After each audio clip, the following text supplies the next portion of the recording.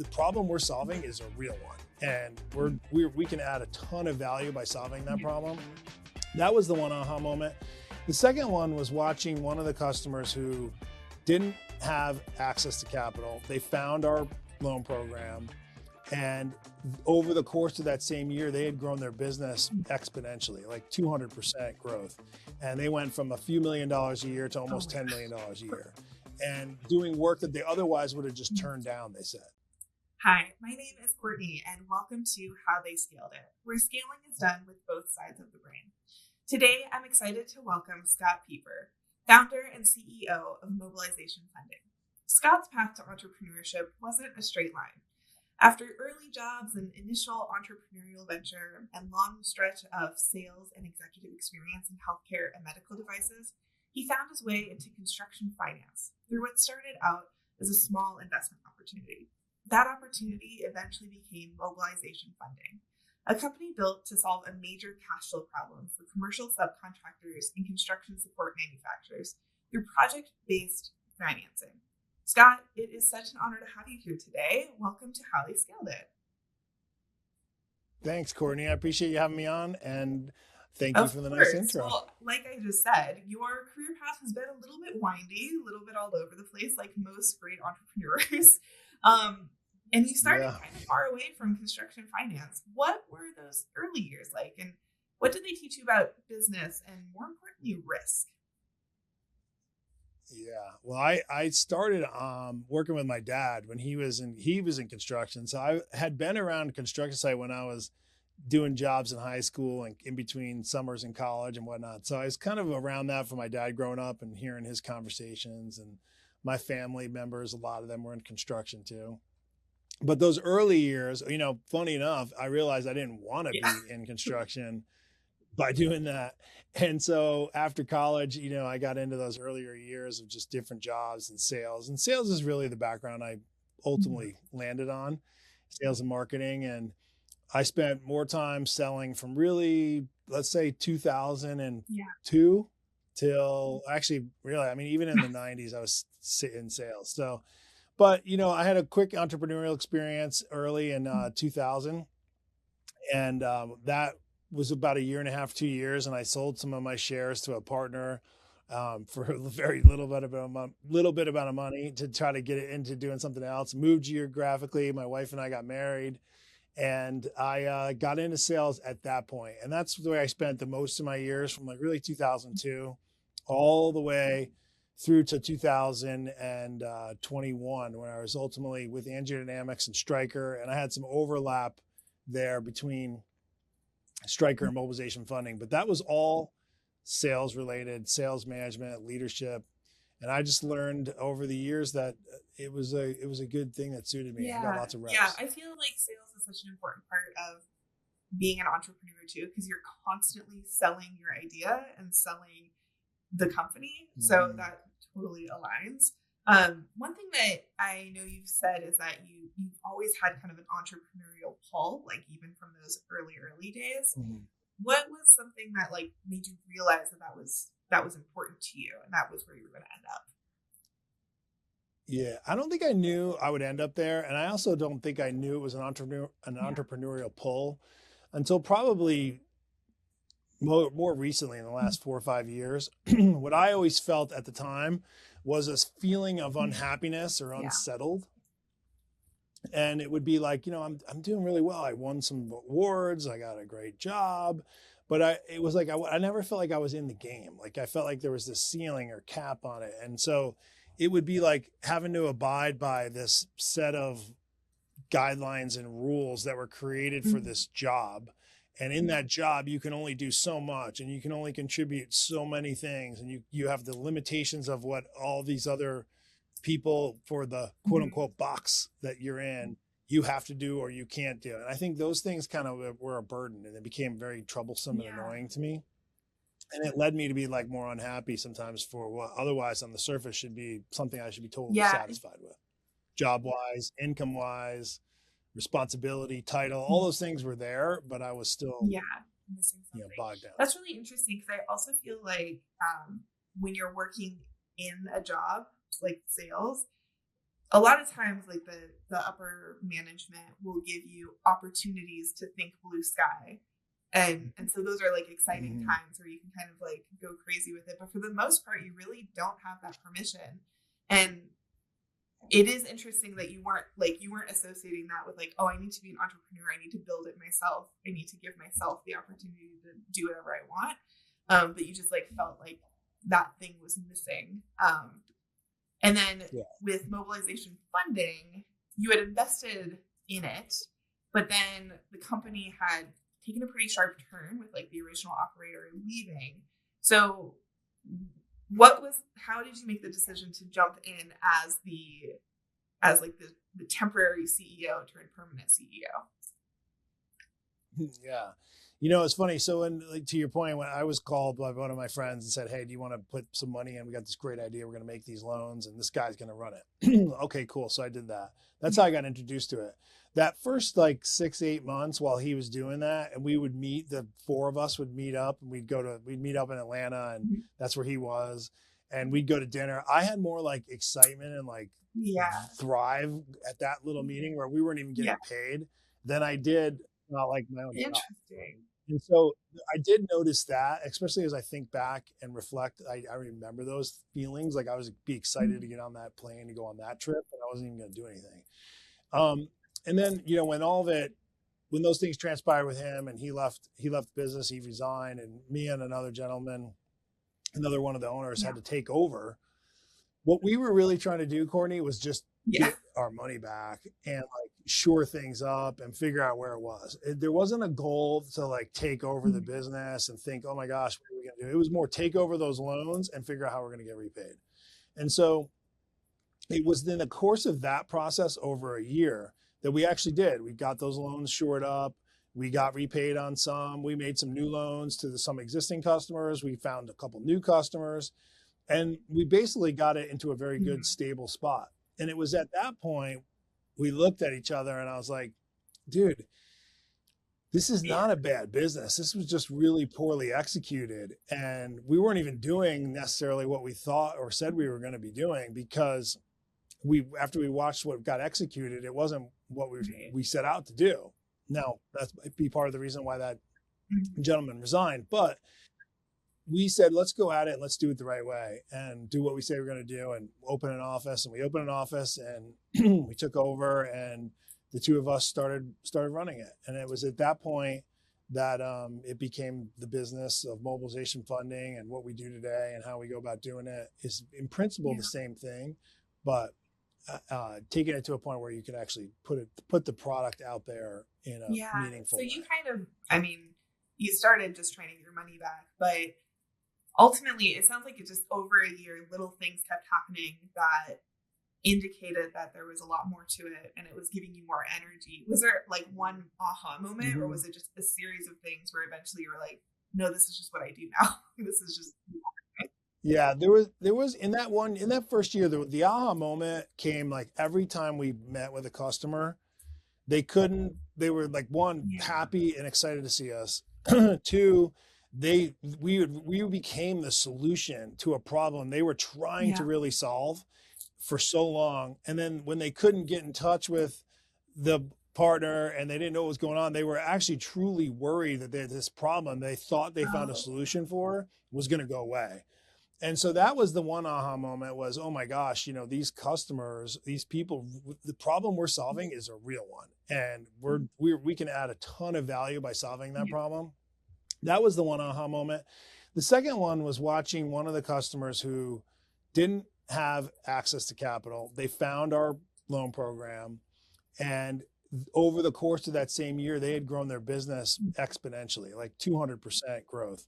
And they went from a few $1,000,000 a year to almost $10 million a year, and doing work that they otherwise would have just turned down, they said. And what that meant for them, their business, their company, how many employees they were able to hire, the people they were able to take care of, the customers. That was like, okay, I can see how this is so much value now to a customer, this problem, and being the solution for it, that we really have something here. We should figure this out. I think it's so amazing that, especially because you're in the financial world, and how often are you excited to talk to anyone in the financial world, especially as like a construction Right. Mhm. a construction company, it's like it just seems like that must have been really exciting to get customers that were happy already. So then when you were kind of digging into it, obviously it wasn't immediately everything went really well. I think every entrepreneur actually like looks back on mistakes with a lot of fondness. When you look back to like when you first took over those first couple of years, what were some of the earliest mistakes that really shaped the way that you're currently operating? Yeah. Well, I'd say the first realization I had was the mistakes we thought the original operator made were nothing compared to the mistakes we made. They were like nothing compared to them. I would say one of the biggest mistakes is, of course, lending to the wrong Yeah. folks in the wrong situations. One of the things I learned quickly about the lending business is if someone's looking for money and you're willing to say yes, they'll Right. take your money. And it doesn't necessarily mean you can be a help to them. Matter of fact, it means you can Mhm. actually hurt them even worse sometimes. So if there's certain scenarios where people just are looking for money to fix a big problem they had, and that problem really isn't solved, all you're really doing is pouring gas on a fire. And so if you're a lender, you're not really helping them by saying yes. You're just postponing what is going to ultimately be inevitable Mhm. problem, pain that typically, in this scenario I'm describing, if something's being used for the wrong reasons. So that's one thing. Learning the lessons of like you can't help every single person. Your loan program, in other words, just because you have money attached to it doesn't mean that it's the right Right. program for everyone. That was another big key lesson. But the from a business perspective, the one thing I can say Mhm. to operator, people in a business is just because you lend money out doesn't mean it's coming back. Okay. And so in a lending business where we make money as we lend money out, it costs us a certain amount of dollars to borrow that money ourselves or use our own cash. And the money we charge customers when it comes back, that spread is what we get to is how we make money. So if you lose principal dollars that you send out, that has a dramatic impact on profitability and it can Mhm. actually hurt your business too. So you got to make sure you're really helping people use the dollars that they need when they need it. And we realize the types of loans that we're doing for the types of problems we're solving, you have to be a lot more than just someone that provides money. You gotta help them solve the problem, which is usually cash flow related. It's usually like trying to organize how much cash do I actually need and how can I pay it back. So instead of taking a program that you create and stuffing Mhm. it to them, you want to have a program that you created, but you can have some nuance to it where you're able to give them the money they need when they need it. You're able to help them identify how much they actually need to solve the problem that they're actually trying to solve, which in this case is executing a Mhm. contractual work that they were given or awarded. But more importantly, too, just because you want to be paid back at a certain time, they might not be Right. able to pay you back at that point in time. And so we build the payments back to when they are paid on the project versus saying, oh, you got to figure out how to pay us monthly when we already know by analysis that's not what Right. they can do. Right. Right. So we work it out to when they're paid. So those are the things that I probably learned Mhm. early on that really shaped a lot of what we do and definitely what we Yeah, still I mean, execute in today. choosing an industry like construction, obviously there's a lot of potential and benefit there, but there's a lot of slow paying going on in the construction, especially for A lot of subcontractors. slow paying. So, how did you choose Yeah. that group of subcontractors? Is it just because you saw that was where the most need was? Yeah, so we didn't set out to be a commercial construction. We didn't set out to Yeah. be just a lender. We set out to be a commercial construction lender. And the reason being was the problem we were trying to solve was for commercial construction contractors that were specifically getting work in for Mhm. bonded jobs. That's how it started. And bonded meaning like they're working for the federal government and they have to have a payment or a performance bond. And when you have a payment or performance bond, in order to get bonded by an insurance company, you have to have certain working Mhm. capital components. So much like what we do, an insurance company that's going to give a construction company a bond, performance bond, they want to make sure you can do the work. And one of the things they know for sure is a big component for you being able to do the work is that you have enough working capital to Mhm. execute the work. And so what they realized coming out of the downturn, if you think like 2012, 2013, when we were doing this starting, we were just coming out of the recession, and there was a lot of government work, but not a lot of companies had big balance sheets, and they were still financially hurt from the recession. And so the working capital component they had available to them wasn't the same. And so we set out to be a working capital solution for commercial contractors for bonded work, providing that money they needed so they could execute the jobs and then be paid back as they were paying back. And so that's how we found our niche. What we realized is that's a huge problem, whether it's bonded jobs or not. And in the commercial construction world specifically, because you don't get any deposits. You can only invoice once a month. You get paid when paid, or paid every 30 days at best. Sometimes it takes 60 to 75 days just to get into the payment cycle before you wait another 30 days. And so that problem is very obvious and apparent. And if we could create a solution for that, that's what we were focused on. Yeah. Well, I do think that niching down in such a broad industry like financial or lending is really smart. And it's probably done really well for you because you can focus on there's so many unique problems like the insurance bonding and things like that. So while there are all these problems that also come with the industry, if you can niche down, that's how you start building that trust. Is that how you feel like the trust was starting to be built, was just because you're like, all we do is work with contractors, like we know your industry really well? Were there other things that you guys had to do to build that trust with the contractors? Yeah, I think we did two things. We set out first to be the best in the world at whatever it is we were going to do. And so when we landed on being a lender to commercial construction contractors to help fulfill that working capital component, we wanted to be the best in the world at it. And that meant we have to understand what the customer's pain points are. We need to understand exactly what it's like to do a commercial construction project, such that because this is a problem, working capital, if we're going to be the solution for that, how do we pour enough value into this program, this loan program, such that we're not only giving them the money, but we're also helping them figure out all of what it is that they actually need, so they can actually do what they set out to do, which is perform at a commercial construction project. And so I think it's that trust. Not only is this all we do, but it's what we became experts at. And then we also solve for two other problems that are in commercial construction, which is cash flow and then the payment cycle. And so if we could help them understand what their actual cash flow is so that they could execute better work more efficiently, then they'd be able to bill that work. And then we could create a repayment cycle to the loan that coincided with when they're actually paid, which is the other component to it. So we solved those three issues, really, is the key piece. And I think that, coupled with the content platform that we created, the education platform that we created, and the value of our loan program and experience, is what really created that trust. It kind of sounds like you're constantly proving that you're a thought leader. Like you're constantly showing that you're one of the key members of this like construction community, which has probably been very important for you. When you're hiring for that, then like you're hiring your own team, do you try to look for people who are in construction, or are they anyone that you then teach construction to?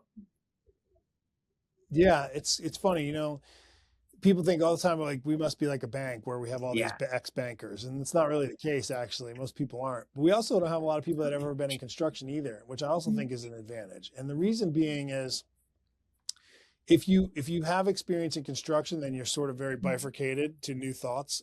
If you're in banking, you're also bifurcated to new thoughts, right? So what I think it allowed us to do is we have a pretty diverse background. We do have people from the bank, we do have people from construction, but we have a lot of people that haven't been in either one of those industries. And they just love the culture that we have and the opportunity that we create. And they're excited to solve a problem for anyone that actually can perceive this problem and solution as valuable. And that makes them feel good. And so a lot of the experience we have is coming from just being a good, solid person who's aligned to our core values, who's aligned to the customer's needs, and then wants to deliver value and be important and helpful. And so that's really who our core group is. And then I think that shows in what we try to do. It's always easier to teach someone technical skills than, those soft skills and that.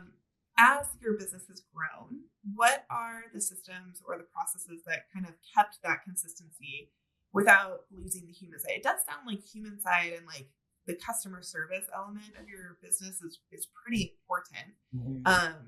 How have you been able to scale but also keep that? Yeah, it's very high touch. So We've scaled. We think of things in like pods or teams. The way it's scaled is we have a business development team that might be sales, they're onboarding. Then we have a servicing team that manages that client relationship when they're executing on the loan and taking disbursements and making payments, and not like servicing like you are servicing a loan portfolio, Right. sending out statements. It's like when people use our loans, they actually are that we're working with a customer typically on a weekly basis. They need money each week for payroll and other things, and so we're in a very high touch, very human element. But what we did was we figured out ways to make that seamless using technology, whether it's on an app that we created. Everything is done through our Maximus system, and that is really all electronic, where you can log in and see any information you need. You can put disbursement requests in. You can use the app to put disbursement requests in. You can email and text directly with your customer service rep or sales or business development person. You can then see all the records of where things are getting paid come to you right away inside the system. So everything from your phone or from your computer can quickly and easily be there. Whether you want to communicate or talk to a live human, all of it can be done right there. And so that's the part that really keys in. And then I think the big customer service component is, when you're trying to do a construction project, there's a lot of stress. There's lots of things that can go on. There's lots of things that go wrong. And having someone on your side that you can reach out to, multiple people inside of the business, particularly your lender, to help you navigate those scenarios, whether they're the financial aspects of the job or whether it's just getting someone paid that needs to get paid. It just brings a lot of calm and takes a high stress environment in a high stress scenario coupled with high stress about money. And if you can calm all that down, you can really help someone have a totally different experience in their own company, executing their own projects that they've never had before. I'd love for you to take over my mortgage lender and teach them a thing or two. Yeah. Yeah. You mean like just dial into the system, and then, by the way, you can't talk to anyone. You got to call this other 800 number. Like and going through everyone's selling to everybody else so quickly that it's like trying to keep up with everything. As soon as you close on your loan, you get a letter that says, "Hey, you're now being serviced by so." You've kind of talked a little bit about how you really want your business to be excellent before you scale, and also I think that you've talked a little bit about word of mouth is the main way that you have scaled. How has word of mouth worked for you, and like where does it kind of stop where you have to start investing in marketing, or have you invested in very much marketing? So I think that's the conception that people forget these days, is word of mouth still exists just as much as it ever did. No matter how much marketing spend you have, no matter what you spend your dollars on, how big your marketing department is, word of mouth is still happening. Marketing is just nothing more than helping you push your word of mouth at a higher, faster pace. What I mean by that is, in the old days, people knocked on doors. You had to provide a great product or service, and maybe hopefully someone would bump into. There was no social media unless you bought radio time or TV time. It was really the only way to get one to many. Well, social media changed all that, but word of mouth still exists the same way. And what happens now is, when I say word of mouth, one, it starts with, you have to be great at what you do. You have to be able to deliver a consistent product or service to your customer. Whatever it is you do, that has to be great. Because what happens is every time someone touches your product or service, if that experience isn't great, they're going to tell that story, whether it's great or whether it's bad. And so word of mouth is already starting to work. So with social media, what happens is if you don't have that nailed down, that delivery of your product or service, your performance, and it's not a good story, it doesn't solve their problem, it doesn't create a good solution, it's not something anyone wants to talk about, then when you market your product and put more eyes on your product service and everyone tries it at least once, you're going to have an exponentially amount of more people having a bad story to tell about your product or service. And that word of mouth ends up killing you. And this is what happens with a lot of businesses. They advertise too soon. They don't have their product figured out. And what happens is you get that leaky bucket theory. You put 10 customers in the bucket and 10 customers fall out of the bucket. And it's because that word of mouth isn't self-sustaining. one of the things I'm most proud of is 75% of our funding on an annualized basis comes from our Wow. existing customers. And we've grown exponentially. Not only have we grown with new customers, but we've grown with Yeah. our existing customers who have grown their businesses exponentially, much like the first gentleman I told you about that when we were solving those problems for that year. So and I learned that a lot from some of my past experience.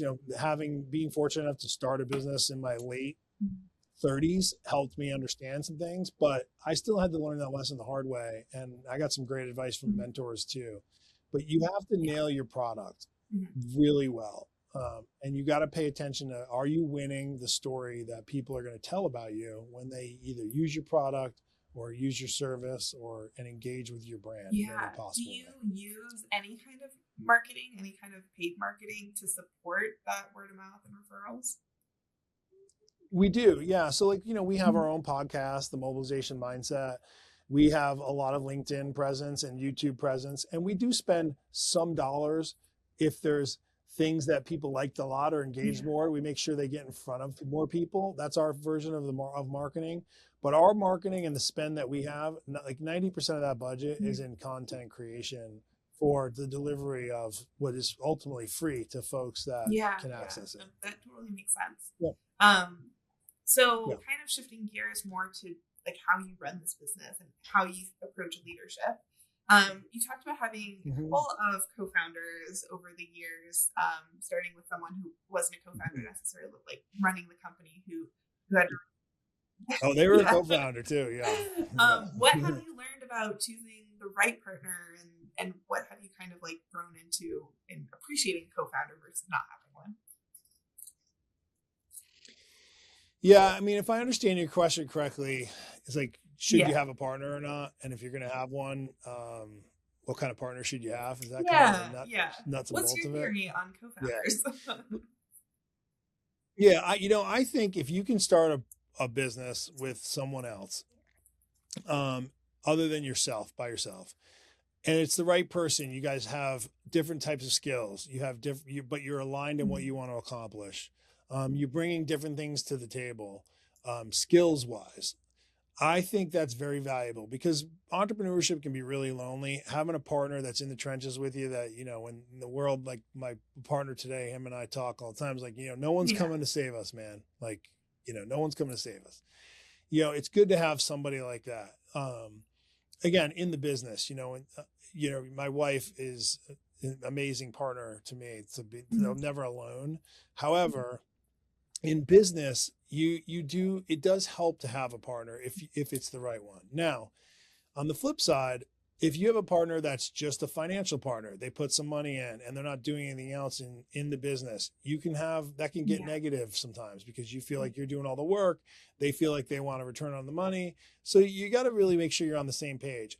Inherently, I think if you have a partner, I don't think there's anything wrong with that. But I think you and your partner should be bringing different things to the business, specifically different skills, different experiences that you guys aren't just two. You're not both Yeah. amazing Yeah. salespeople, right? One's a great salespeople, maybe one's a great finance person or Mhm. great operator.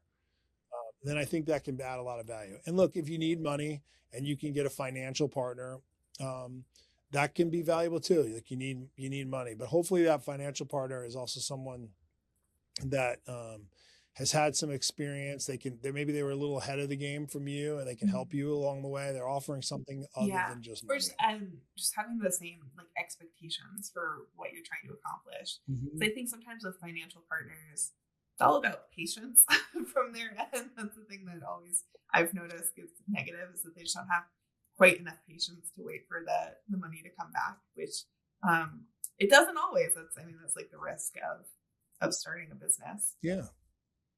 And look, sometimes operators that are inexperienced, they get money and they don't appreciate Yeah. what that means. They think that because they got that money and whatever that person put the money in for and whatever they decided they Mhm. needed that money for, like it's going to Yeah. automatically happen. And that's just not the case. And so I think a lot of times operators sometimes don't respect the money coming Yeah. in enough, and that becomes bothersome to the financial partner. And so it's really nuanced. Mhm. It's not easy. It's one of the reasons why you really want to, like, growing too fast. before you know what you have going, before you can deliver Yeah. your product or service. That's what we talked about a few times now. That is the most important thing, Yeah. because again, money in the same exact context, if you get a lot of money, but you don't have that part nailed, all you're doing is pouring Right. gas on the problem. Right. Yeah. I mean, just continuously doubling down on something that's not working. Never Right. a good recipe for success. Um, I do think that you Hmm. have an interesting take on risk. When we spoke earlier, you said that the main difference between a founder and everyone else is risk tolerance. Can you expand a little bit on that? Yeah. Um, if all things go wrong, there's only one place that the bank or the business or the person's door, there's only one Yeah. house they're coming to, and that's the owner, right? Everyone else can go get a job and it's a miserable day. I lost my job or whatever, but they're not coming to your house, right? They're not coming to take your personal belongings because you didn't do what you said you were going to do. And that's a big burden. That's a lot of risk, that's a lot. And it takes a lot. And to operate a business, which is also very difficult to do, with that in the back of your head is also difficult. The thought of, am I going to succeed or not? Most businesses fail. That's risky. So those are the things I think that happen the most. But what I was saying to you, we talked about this before, is everybody wants the same things, whether you're an employee or founder. You want to win, you want to contribute value, you want to solve problems, you want to feel like you're part of a winning team and you're contributing, you want to be excellent at what you do, you want to develop, and you want to be better and better each day, and you want to know that you actually contributed, and then you want to earn a living for your family. Well, what's different between a founder and any other employee in that sense? Who doesn't Right. want to be part of that, right? I mean, I've never heard anyone tell me, "Oh, yeah, Scott, that sounds great. I'm so glad you're the founder and that's what you want." But you know what all I want to do? I want to suck at my job. I want to never be Yeah. developed. I don't want to solve problems for the customers. I would really like it if I could just come in here and be miserable as all hell. Says Right. no one ever, right? So at the end of the day, the real difference is, what risk tolerance do you have? What are you willing to risk to create that environment for yourself? And if you can find it as an employee or an entrepreneur, some terms like that, then great. You should, and it's awesome. And by the way, there is Yeah. nothing wrong with that, because the entrepreneurial spirit is big, but it's also not for Right. everybody. It's not easy, and it comes with a whole different level of stress and risk, which is derived from that risk. And so sometimes it's hard for people to be in that same environment that we just talked about. That's Yeah. awesome when you have the risk. Yeah. And so I think the founder or owner is just willing to be in that environment while also enjoying that risk. But the risk is the part that they were able to get past to create that Yeah, environment. yeah, I do feel like risk tolerance is is kind of one of those key elements of every entrepreneur. And like there are great employees that can manage a lot more risk, and that's what when you Mm-hmm. join a startup, that's what you're risking a lot, for your job.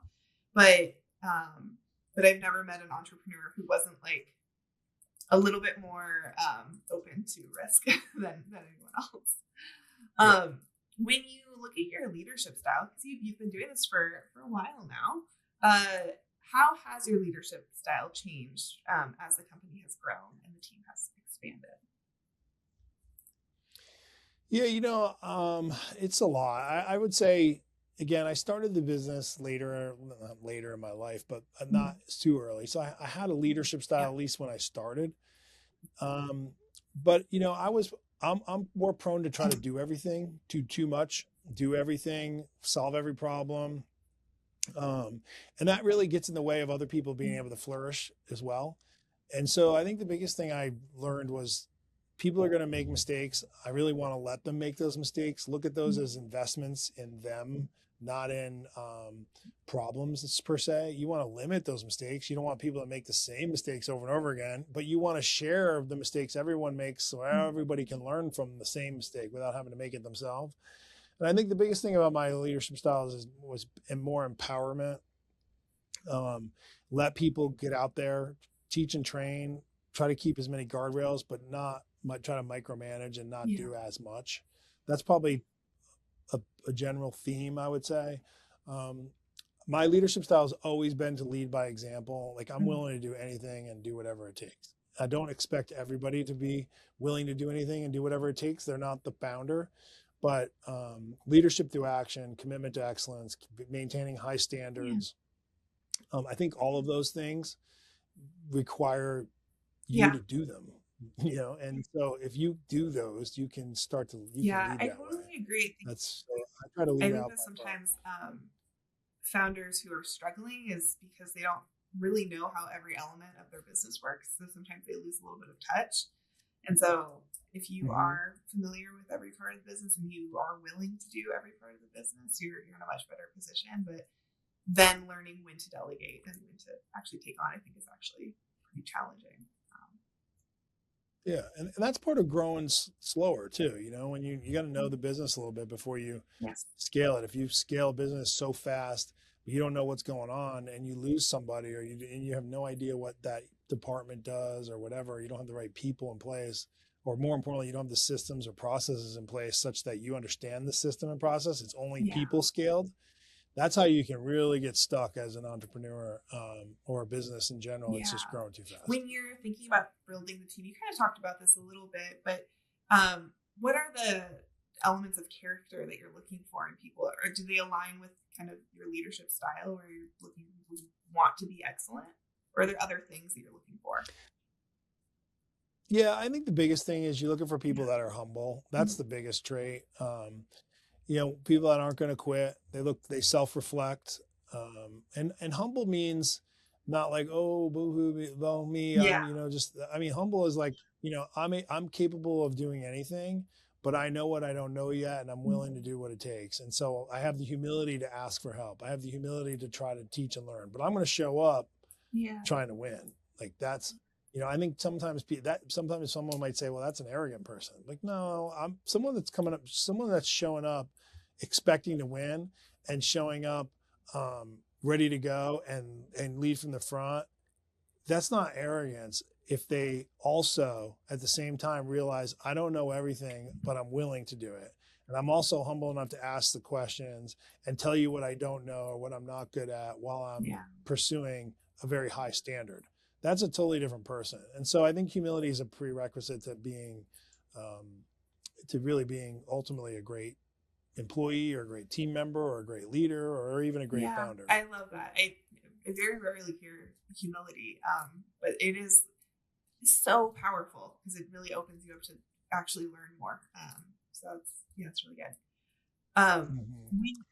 I think people don't define humility quite right either. It's not really aw shucks. It's more like, just knowing that you don't know things. Like I think as the older I get, the more I realize I don't know. And I feel like that's like what humility is, because if you had asked me when I was like in my 20s, I'd be like, I know a lot about the world, and I don't. I don't know a lot about a lot of things. So looking to the future, where do you see mobilization funding going in the next 5 years, if you can think that far ahead? Yeah, no, I think mobilization funding, we are the best in the world at what we do. There is no better business that can lend to the commercial construction world to help them execute projects and in a way that we can. Now, there's other people that can provide money. There's other people that might be able to lend. But in terms of delivering that service product, that's what we are. And as we grow more and more, where we'll be is more of a household name and a real solution. More and more people will know that we exist, just like they know they can go to a bank for an SBA loan. They'll know that if they're a commercial contractor and traditional financing doesn't work for them, or they have traditional financing but they need something else, they'll know that mobilization funding also exists, and that it's there for it's just like a cup. If you need water, you grab a cup. If you need a loan, you can go to a bank. If you need a certain loan, you can go to SBA. If you're a commercial construction lender, you can do all those things, but you can also go to mobilization funding. That's where we'll be at a greater and greater awareness and doing more and more funding. When you look at the construction finance industry in general, are there some opportunities that you feel people are still underestimating? Yeah, like in what way? Like in terms of just lending? You mean in commercial Yeah, in construction in lending, any general? kind of finance. Like, is there space for you guys to grow into different ways of lending, or yeah, You know, yeah, one of the terms people use a lot in our world or any business world is total hmm addressable market, right? Like what is the market for your services or product? The TAM, they call it. The TAM in commercial construction is measured in trillions. And what the portion we serve today is very, yeah, very small in that bucket. So I think there's plenty of opportunity not only for mobilization funding to thrive, but there's probably plenty of room for a lot of different businesses to thrive if they can figure out the same solutions yeah, or a different one that provide to them, give someone options. So I think that the total addressable market is huge, measured in the trillions. Um, I wouldn't be surprised if we were lending out over $1 billion a year in a 5-year period yeah, from now. It wouldn't shock me at all. And so, considering that, and even at that point, we'd be at like less than 1% of the right, business. And so I think there's a lot of room. I think we're doing a great job. I think that's where we'll end up being, helping more and more businesses like that at different sizes. Our the size of the businesses that we help now today are a little different than they were even 3, 4, 5 years ago. They're bigger. Those companies that are in that $5 to $80 million a year that Mhm. are trying to grow, it's very difficult for them to get capital, even if they're a 50, 60, 70, $80 million business. It's really hard for them to get capital to grow in construction when they're taking on performance yeah, risk projects, meaning like they're taking on a project, they have to build something. Lenders don't know how to assess yeah, performance risk. They don't yeah. do it. And that's where we're Amazing. different. Well, if you could go back to the earliest days of mobilization funding, so probably when you were deciding to take over the company, what would you tell yourself? What would be that advice, or just a warning, maybe? It's going to take way longer than you think it's going to take, measured by, maybe 10 years longer than you think it's going to take. I would tell myself to be really patient. And a lot of the things I would tell myself are one of the things I just told you, which is nail it first, Scott. Like make sure you can deliver that product consistently Yeah, to your customer. Make sure it works. Don't be so fearful about how fast you're scaling. Just deliver greatness to one customer at a time. I would tell myself that you're going to make mistakes. It's much better for you to learn these mistakes now when you're making loans that are, tens of thousands of dollars than they are when they're millions of dollars. So just be patient, take your time, be aggressive and urgent with moving through the processes, but be patient that it's going to take a lot yeah. longer than you Patience think. is so underrated in the startup world. So it's a very refreshing take. Where can people Yeah. find you and mobilization funding online? Mobilizationfunding.com is a wealth of resources. There's educational content on there. There's cash flow tools on there. There's a project cash flow tool that Mhm. builds your own cash flow.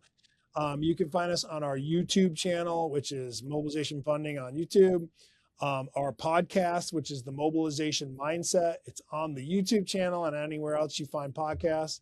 And of course, you can find pretty much our entire team and definitely me on LinkedIn as well. We focus a lot of time and attention on Amazing. LinkedIn. So everywhere is the Mhm. answer. Yeah. Thank you so much for being on the show, Scott. I really appreciate it. And thank you to everyone at home or on the go for listening. If you enjoyed today's episode, please make sure to subscribe, share with a friend, and leave us a review. If there's anything you want to hear on an upcoming episode, just let us know. And for more insights, follow us on LinkedIn or visit rightleftagency.com. And we'll be back next time with more stories of success, innovation, and marketing strategies to help you grow. Thank you. Thanks, Of Courtney. I course. appreciate it.